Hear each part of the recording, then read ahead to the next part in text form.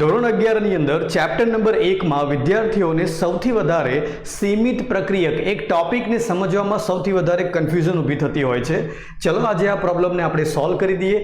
સીમિત પ્રક્રિયકને તમને હું એકદમ સરળ ભાષાની અંદર સમજાવી દઉં। લિમિટિંગ રિએજન્ટ સીમિત પ્રક્રિયક કોને કહેવાય? જો બે પ્રક્રિયકો A અને B વચ્ચે પ્રક્રિયા થાય છે, નિપજ આપણને મળે છે C।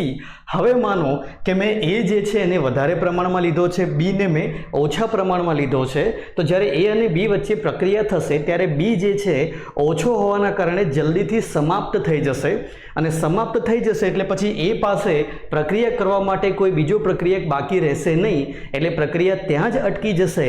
હવે Bના સમાપ્ત થઈ જવાના કારણે પ્રક્રિયા અટકી ગઈ, આગળ વધી શકી નહીં, સીમિત થઈ ગઈ, એટલા માટે B ને આપણે કહીશું સીમિત પ્રક્રિયક એટલે કે લિમિટિંગ રિએજન્ટ।